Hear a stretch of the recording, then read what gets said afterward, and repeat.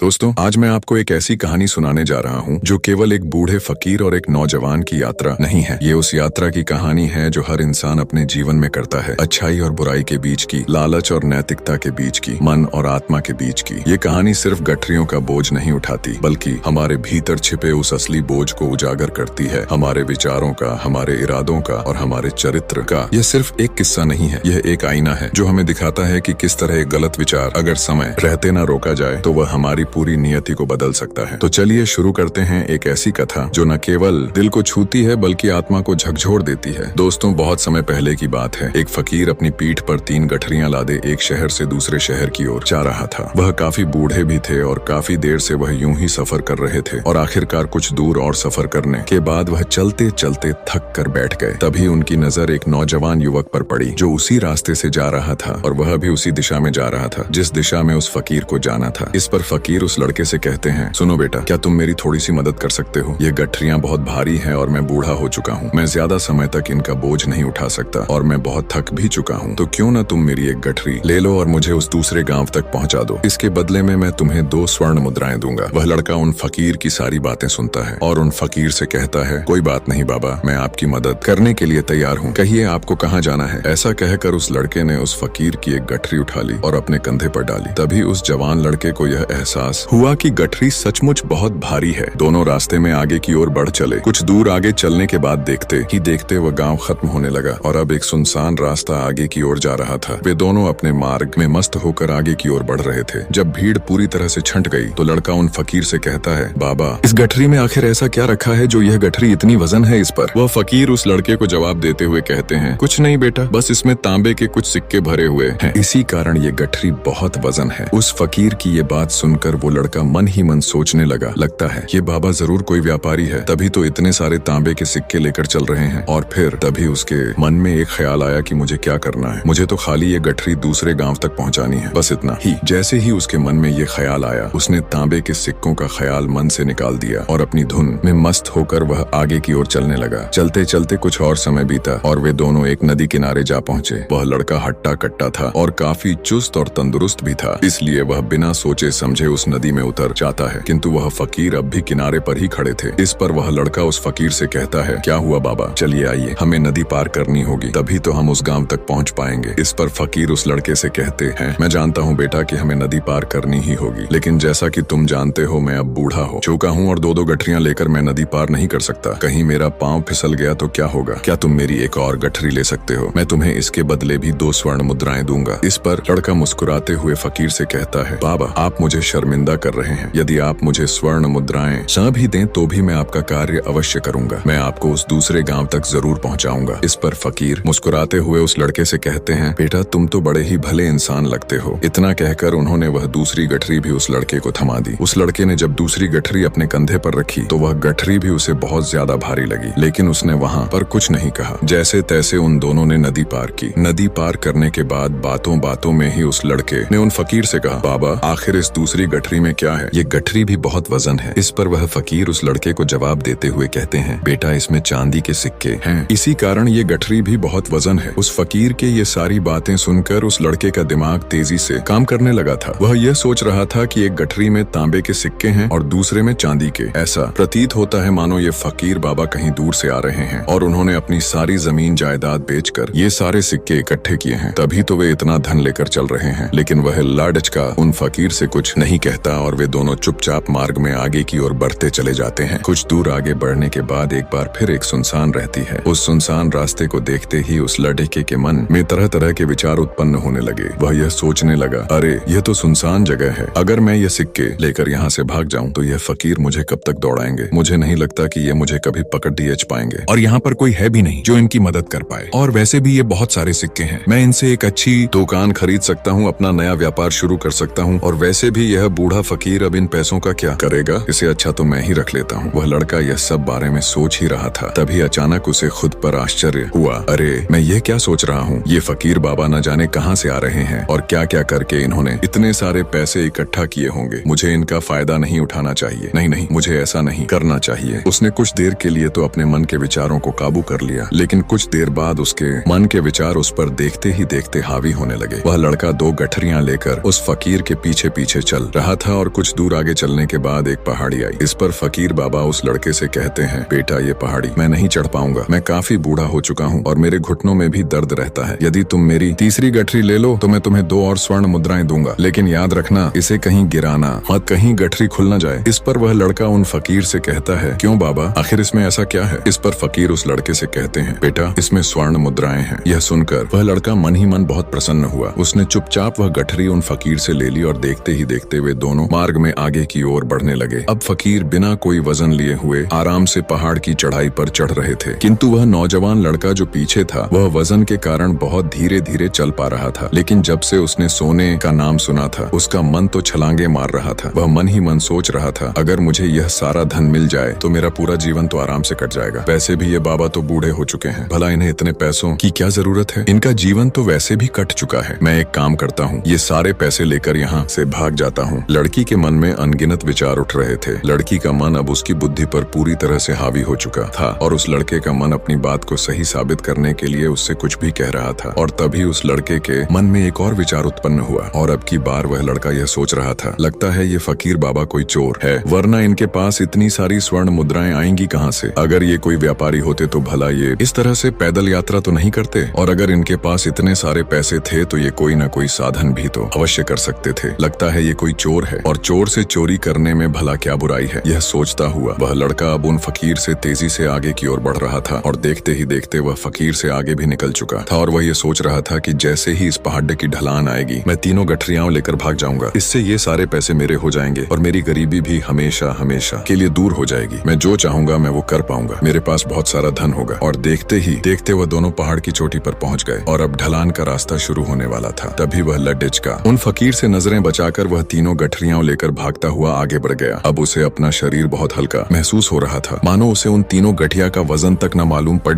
रहा हो। काफी दूर दौड़ते दौड़ते किसी तरह से वह अपने आप को बचते बचाते अपने घर पहुंचा। उसकी खुशी का कोई ठिकाना नहीं था। उसने सोचा, क्यों ना मैं जल्दी जल्दी इन गठरियों में से वो सारे पैसे निकाल लो। ये सोचकर जब उसने गठरियां खोली तो पहली गठरी में उसे लोहे से जंग भरी हुई सिक्के मिले। ये देखकर उसे यकीन नहीं हुआ। इस पर उसने फटाफट दूसरी गठरी भी खोल डाली, उसमें भी उसे लोहे के जंग लगे हुए सिक्के ही निकले। ये सब देखकर वो लड़ेक का बद्धा हैरान था, आखिर ये सब क्या हो रहा है? उन फकीर ने तो मुझसे और भी कुछ कहा था। अब उसने वो सोने वाली गठरी खोली और उसमें भी लोहे के जंग लगे हुए सिक्के ही निकले। ये देखकर वो लड़ का बद्धा क्रोधित हुआ। उसने सोचा, उन फकीर ने मुझसे झूठ क्यों कहा? उन्होंने मुझसे ऐसा क्यों कहा कि एक भी तांबे के सिक्के हैं, एक में चांदी के और तीसरे में स्वर्ण मुद्राएं हैं? वो ये सब सोच ही रहा था कि तभी उसकी नजर उस थैले में पड्ड है एक पत्र पर पड़ दी। उसने वो पत्र उठाया और उस पत्र में लिखा था, यह पूरा नाटक ईमानदार व्यक्ति की खोज करने के लिए रचा गया है और मैं इस राज्य का राजा हूँ। मेरी कोई संतान नहीं और इसीलिए मैंने यह षड्यंत्र रचा है ताकि मैं अपने राज्य में किसी एक ऐसे ईमानदार व्यक्ति की खोज कर सकूं जो मेरे बाद इस राज्य का राजा बन सके और इस राज्य भार को संभाल सके। और इस राज्य का भार वही संभाल सकता है जो पूरी तरह से ईमानदार हो, जिसके मन में किसी प्रकार का कोई लालच ना हो। इतना पढ़ते ही वह लड़का जोर जोर से चिल्लाने लगा। वह सर पकड़कर बैठ गया। वह यह जानता था कि यदि वह अपने मन के विचारों पर काबू कर ले तो उसका जीवन संवर सकता है, लेकिन वह अपने मन के विचारों पर काबू नहीं कर पाया। दोस्तों, महात्मा बुद्ध कहते हैं कि मन ही सब कुछ है। आप जो सोचते हैं वही बनते हैं। इसलिए आपका सबसे बड़ा दुश्मन भी आपको उतना नुकसान नहीं पहुंचा सकता जितना कि आपके मन के यह अनियंत्रित विचार पहुंचा सकते हैं। महात्मा बुद्ध कहते हैं, अपने भीतर ध्यान से देखो, हमारे भीतर जो विचार चल रहे हैं वही विचार शब्द बनते हैं और शब्द कर्म के रूप में प्रकट होते हैं। बार बार दोहराने पर कर्म बर्ताव में बदलता है और धीरे धीरे समय के साथ बर्ताव चरित्र में परिवर्तित हो जाता है और यही चरित्र हमारे भाग्य का निर्माण भी करता है। इसलिए हमें हमेशा अपने विचारों के प्रति सजग होना बहुत आवश्यक है। हमें जागरूक होना बहुत आवश्यक है। हमें यह जानना जरूरी है कि हमारे मन में किस प्रकार के विचार आ रहे हैं आगे। महात्मा बुद्ध कहते हैं कि कमजोरी हमेशा छोटे विचार से शुरू होती है। यह एक बीज के रूप में होती है और यदि इस बीज को नष्ट ना किया जाए तो यह छोटा सा विचार बहुत जल्द ही एक विशाल वृक्ष का रूप ले लेता है और हमारी बुद्धि की सोचने और समझने की क्षमता को पूरी तरह से नष्ट कर देता है। जिस प्रकार आपने इस कहानी में देखा किस प्रकार उस जवान लड़के का मन उस पर हावी हो चुका था और उसकी सही और गलत सोचने की क्षमता पूरी तरह से नष्ट हो चुकी थी, जिस कारण वह यह समझ नहीं पाया कि उसे क्या करना चाहिए और उसके लालच ने उसके भीतर इतनी ऊर्जा भर दी कि वह तीनों गठरियां उठाकर इतनी तेजी से वहां से भागता आगे भी बढ़ गया। इसीलिए जब आपके मन में पहली बार कोई गलत विचार उत्पन्न हो तभी उसे जड़ से उखाड़ देना चाहिए, अन्यथा वह विशाल वृक्ष का रूप लेगा और आपको किसी किसी न किसी गलत राह पर ढकेल ही देगा। आप चाहकर भी उसे रोक नहीं पाएंगे। लेकिन अब आपके मन में यह प्रश्न उठ रहा होगा कि हम भला अपने मन के विचारों को कैसे नियंत्रित करें। हमारा मन तो इतना चंचल है, वह इतना शक्तिशाली है कि वह हम पर हावी हो ही जाता है। हम चाहकर भी उस पर नियंत्रण नहीं कर पाते। इसका जवाब में महात्मा बुद्ध हमें दो बातें समझाते हैं। पहली बात, सही इरादा विकसित करो। कई बार आपने देखा होगा कि आपके मन में कुछ और होता है किंतु आप कहते कुछ और हैं, क्योंकि आपके मन के भीतर जो कुछ बसा है वही आपके मुख से बाहर भी निकल रहा है। लेकिन जब हमसे वो गलती हो जाती है तो उसके बाद हमारा मस्तिष्क अच्छी तरह से काम करना शुरू कर देता है। हमारी सोचने और समझने की क्षमता एक बार फिर से जागृत हो जाती है और ऐसी अवस्था में हमें ये एहसास होता है कि हमसे गलती हो गई है और फिर हमारा मन दुखी हो जाता है। हमारा मन अफसोस से भर जाता है और इस भारीपन और दुख से बचने के लिए महात्मा बुद्ध हमें सही इरादा विकसित करने के लिए कहते हैं। इसके लिए जब भी आप कोई कार्य करने जा रहे हो तो सबसे पहले आपको ये खुद से पूछना चाहिए कि जो कुछ भी मैं करने जा रहा हूँ इसके पीछे मेरा इरादा क्या है। क्या मैं दूसरों को दुख पहुंचाना चाहता हूँ या दूसरों को नीचा दिखाने जा रहा हूँ या मुझे खुद को ऊपर उठाना है। खुद से सवाल कीजिए, खुद को जागृत कीजिए। जब आप इरादों के प्रति सचेत होने लगेंगे, जब आप विचारों के प्रति सजग होने लगेंगे, तभी आपके भीतर सकारात्मक ऊर्जा का प्रवाह होगा। तभी आप सकारात्मक इरादों से जुड़ने लगेंगे और आपके मन के भीतर बसी हुई वो नकारात्मक ऊर्जा और नकारात्मक इरादे दिन ब दिन कम होने लगेंगे। परंतु याद रहे, आपको ये हर रोज करना होगा और आपको यह हमेशा ध्यान रखना होगा कि आपको केवल अच्छा सोचना है। आपके इरादे हमेशा अच्छे होने चाहिए, तभी आप दुख और तकलीफों से बच सकते हैं। अन्यथा आप इसी तरह से दुख और तकलीफों से घिरे ही रहेंगे और आप कभी इससे निकल नहीं पाएंगे। दूसरी बात, माँ के प्रति सजगता विकसित करो, जिससे आपका मन देखते देखते शांत होगा और आपके मन के भीतर बसी हुई वह नकारात्मक ऊर्जा, नकारात्मक विचार खत्म होने लगेंगे और आप शांति की ओर आगे बढ़ेंगे। और आपको इसके लिए बस इतना ही करना है कि इस पल में जो कुछ भी हो रहा है आपकी आंखों के सामने, आपके भीतर जो कुछ भी जैसा भी चल रहा है, बस उसे देखते रहना है। अपने मन के अच्छे बुरे विचार, अपनी भावनाएं और अपनी यादों पर बिना प्रतिक्रिया दिए उन्हें केवल देखते रहना है, जिससे आपके मन के सारे विचार देखते ही देखते खत्म होने लगेंगे। आपका मन खाली होने लगेगा और आप नकारात्मक विचारों से, नकारात्मक सोच से बच सकते हैं और आप इन दुख और तकलीफों से भी दूर रह सकते हैं। इसीलिए महात्मा बुद्ध कहते हैं, जो स्वयं को देखता है वही सबसे बड़ा तपस्वी है। अर्थात जो अपने मन में चल रहे उन विचारों को बिना प्रतिक्रिया दिए हुए केवल देखता है और उन पर कोई भी प्रतिक्रिया नहीं करता, बस उन्हें देखता और समझता है। वास्तविकता में वही मन पर नियंत्रण भी साध सकता है और वही अपना जीवन सुखी और खुशहाली तौर पर जी सकता है। इसलिए यदि आप भी अपने जीवन को सुखी और खुशहाल बनाना चाहते हैं तो आपको सबसे पहले अपने मन पर नियंत्रण साधना ही होगा। अपने मन को खाली करना ही होगा। अपने मन के विचारों के प्रति आपको सजग होना ही होगा। दोस्तों, उम्मीद है कि आपने आज के इस वीडियो से जरूर कुछ ना कुछ सीखा होगा, तो इस वीडियो को लाइक और अपने दोस्तों के साथ शेयर भी जरूर कीजिएगा। मिलते हैं एक और ज्ञानवर्धक वीडियो में, तब तक के लिए धन्यवाद।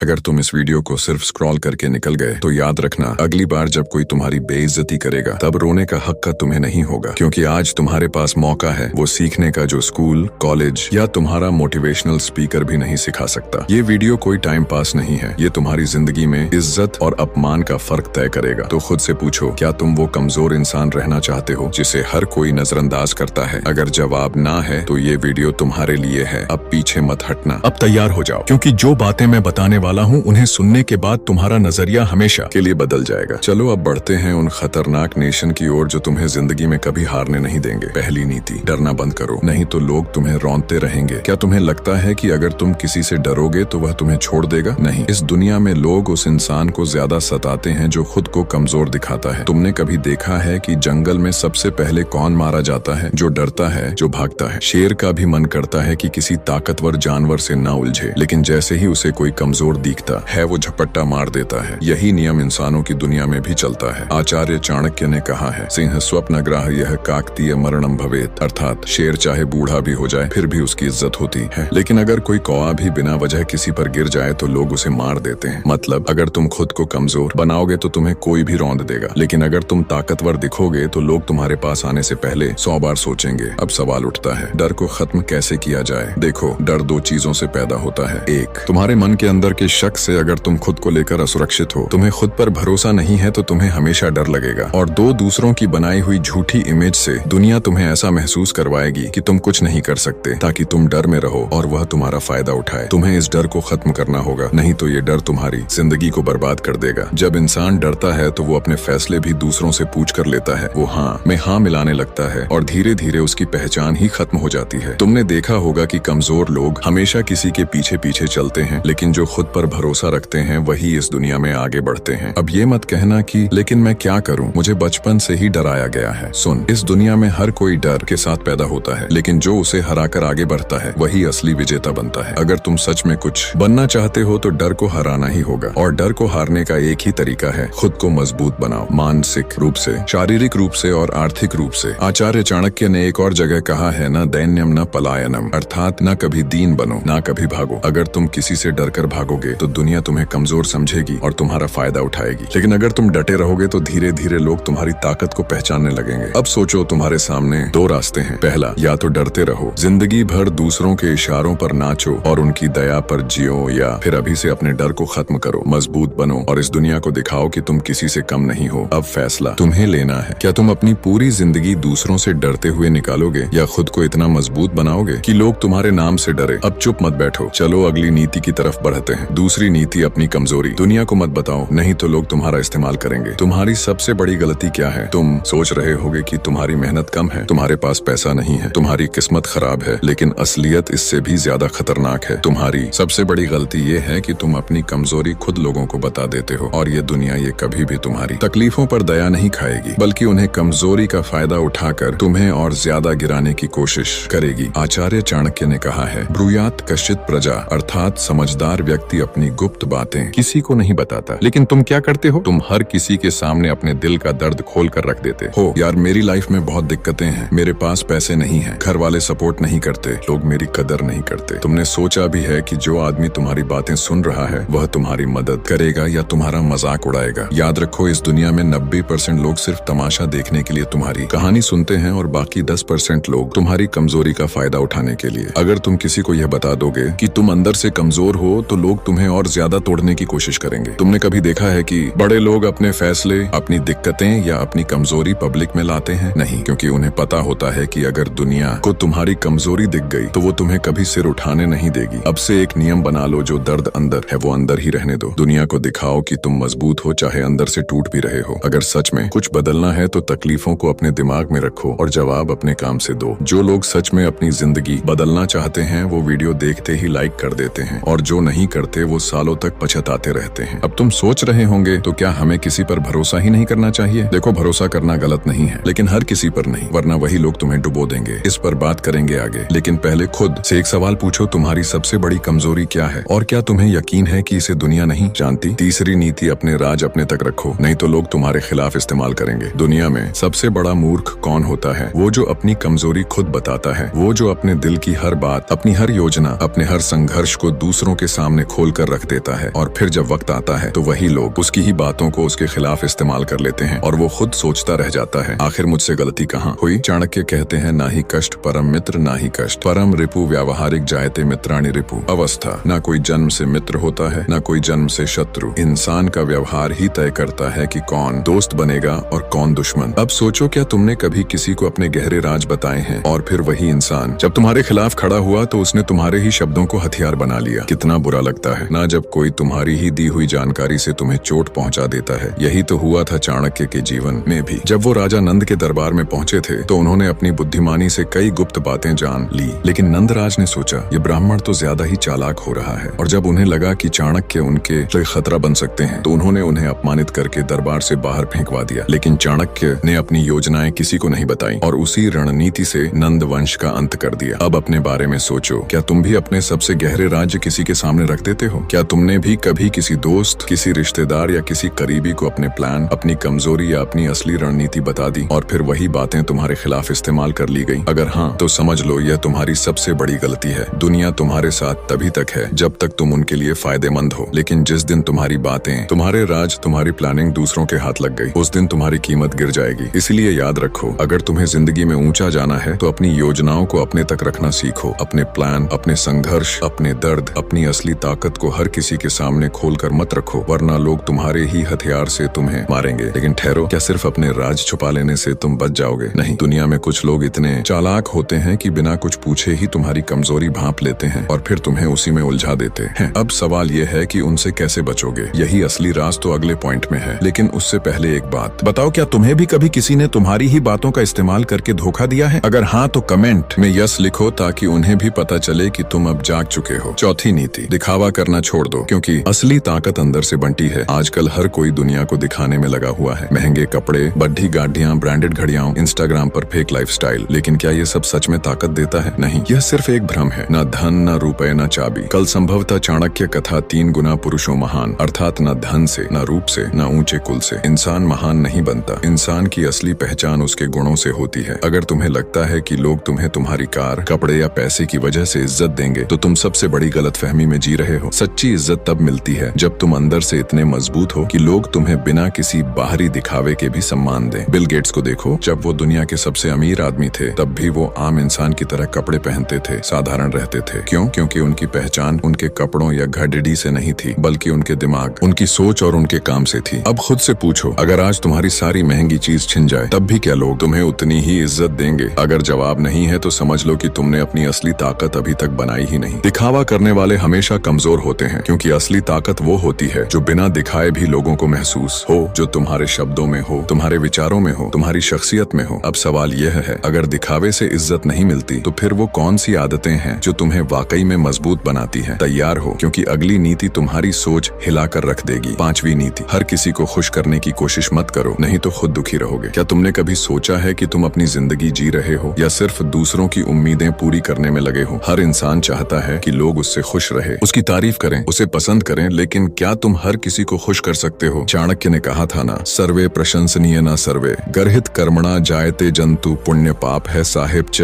अर्थात ना हर कोई तुम्हारी तारीफ करेगा, ना हर कोई तुम्हारी बुराई करेगा। हर इंसान को उसके कर्मों के आधार पर ही देखा जाता है। अगर तुम यह सोचते हो कि सबको खुश करके, सबकी हाँ में हाँ मिलाकर, सबकी बातें मानकर तुम महान बन जाओगे, तो तुम सबसे बड़े धोखे में जी रहे हो। दुनिया में ऐसा कोई इंसान पैदा नहीं हुआ जो हर किसी को खुश कर सके। देखो, इतिहास को भगवान श्री कृष्ण के कहने पर अर्जुन ने भी महाभारत में सबको खुश करने की कोशिश नहीं की। उन्होंने वही किया जो सही था, भले ही उनके अपने रिश्तेदार और गुरु भी उनके खिलाफ हो गए। अगर वो सबको खुश करने लगते तो ना धर्म बचता, ना सत्य की जीत होती। समस्या ये है कि तुम दूसरों को खुश करने के चक्कर में खुद को भूल चुके हो। लोग तुम्हें पसंद करें, तुम्हारी तारीफ करें, तुम्हें इज्जत दें, यही तुम्हारा मकसद बन गया है। लेकिन सच्चाई ये है कि तुम जितना ज्यादा लोगों को खुश करने की कोशिश करोगे, उतना ही ज्यादा तुम्हें इस्तेमाल किया जाएगा। क्या तुम्हें याद है जब तुमने किसी की मदद की थी और बदले में तुम्हें धोखा मिला? कितनी बार तुमने दूसरों की खुशी के लिए अपनी खुशी कुर्बान की? अब खुद से पूछो, क्या तुम्हें कुछ हासिल हुआ या सिर्फ तुम खुद को ही खोते चले गए? अगर तुम इस वीडियो से कुछ नया सीख रहे हो तो तुम्हें मेरी कसम है। अगर लाइक किए बिना वीडियो में आगे बढ़े तो आपका लाइक करने के लिए बहुत बहुत धन्यवाद। छठी और अंतिम नीति, अपनी इज्जत अपने हाथ में रखो, किसी और के भरोसे मत छोड़ो। अगर तुम सोचते हो कि दुनिया तुम्हारी इज्जत करेगी, तुम्हें मान सम्मान देगी, तुम्हारे साथ अच्छा व्यवहार करेगी, तो तुम सबसे बड़े धोखे में जी रहे हो। इस दुनिया में इज्जत कमानी पड़ती है, उसे किसी और के भरोसे नहीं छोड़ा जा सकता, क्योंकि इज्जत भी उसी की होती है जो खुद को उसका हकदार बनाता है। जो अपनी इज्जत की कीमत नहीं समझता, लोग उसे रौंदते रहते हैं। आचार्य चाणक्य ने कहा था, स्वयं एव मर्यादा रक्षिता बुद्ध सदा यत्र न स्वाभिमान अस्ति तत्र न प्रतिष्ठिता, अर्थात बुद्धिमान व्यक्ति अपनी इज्जत खुद बचाते हैं। जो लोग अपनी मर्यादा और सम्मान को दूसरों के भरोसे छोड़ देते हैं, उनकी समाज में कोई प्रतिष्ठा नहीं रहती। एक बार की बात है, एक मध्यम वर्गीय परिवार का लड़का बड़ा होकर ऑफिस में जॉब करने लगा। वह हर किसी की सुनता, सबकी मदद करता, सबका सम्मान करता, लेकिन धीरे धीरे लोग उसे हल्के में लेने लगे। कोई उसे टाइम पर सैलरी नहीं देता, बॉस उससे बिना वजह ज्यादा काम करवाता, घर वाले उसकी मेहनत को मामूली समझते, रिश्तेदार उसे अभी तो कुछ नहीं बना कहकर ताना मारते। क्यों? क्योंकि उसने अपनी इज्जत को दूसरों के भरोसे छोड़ दिया था। वो सोचता रहा कि लोग खुद मेरी इज्जत करेंगे, लेकिन ऐसा नहीं हुआ। फिर एक दिन उसने फैसला लिया, अब मैं अपनी इज्जत खुद बनाऊंगा। उसने खुद को इतना मजबूत बनाया कि लोग उसे मजबूरी में इज्जत देने लगे। याद रखना, दुनिया कभी भी तुम्हारी इज्जत अपने आप नहीं करेगी जब तक तुम खुद अपनी इज्जत के लिए खड़े नहीं होते। एलोन मस्क, जब एलोन अपने नए आइडियाज लेकर बिजनेस की दुनिया में आया तो लोग उसे पागल कहते थे, लेकिन उसने किसी की परवाह नहीं की, खुद को साबित किया और आज पूरी दुनिया उसे सलाम करती है। विराट कोहली, जब विराट ने क्रिकेट में कदम रखा तो लोग उसकी फिटनेस और गेम को हल्के में लेते थे, लेकिन उसने अपनी मेहनत से दुनिया को दिखा दिया कि इज्जत किसी और के भरोसे नहीं, खुद के दम पर बनाई जाती है। है। दुनिया तुम्हारी इज्जत तब करेगी जब तुम खुद अपने आप को सम्मान दोगे। जो लोग दूसरों से इज्जत की भीख मांगते हैं वे हमेशा दूसरों के गुलाम बने रहते हैं। अगर तुम खुद को कमजोर दिखाओगे तो लोग तुम्हें रौंदते रहेंगे। इज्जत उन्हीं की होती है जो अपने आत्मसम्मान के लिए खड़े होते हैं। अब खुद से पूछो, तुम भी क्या अपनी इज्जत दूसरों के भरोसे छोड़ने वाले मूर्खों में से हो, या फिर उन लोगों में से जो अपनी इज्जत खुद कमाते हैं और उसे बचाने के लिए हर हद पार कर सकते हैं? तो अब तुम्हारे पास वो 6 घातक नीतियां हैं जो तुम्हारी पूरी जिंदगी बदल सकती हैं। लेकिन सवाल यह है, क्या तुम सिर्फ सुनकर भूल जाओगे या इन्हें अपनी जिंदगी में अपनाओगे? क्योंकि दुनिया में 2 तरह के लोग होते हैं, एक वो जो सीखते हैं और अपनी किस्मत खुद बदलते हैं, और दूसरे वो जो सिर्फ देखते रहते हैं और पूरी जिंदगी पछताते हैं। तुम किस्मत से हो अगर तुम चाहते हो कि कोई भी तुम्हें हल्के में ना ले, तुम्हारी इज्जत करे और तुम अपनी लाइफ में बड़ा नाम बनाओ। दोस्तों, अगर यह वीडियो आपको पसंद आई हो तो वीडियो को लाइक करें और हमारे चैनल को सब्सक्राइब भी करें। हम ऐसे ही और ताकतवर मोटिवेशनल वीडियो आपके लिए लाते रहेंगे और शिक्षाप्रद कहानी के साथ मिलते हैं एक और नई वीडियो के साथ। तब तक के लिए धन्यवाद। आपका दिन शुभ हो। धन्यवाद।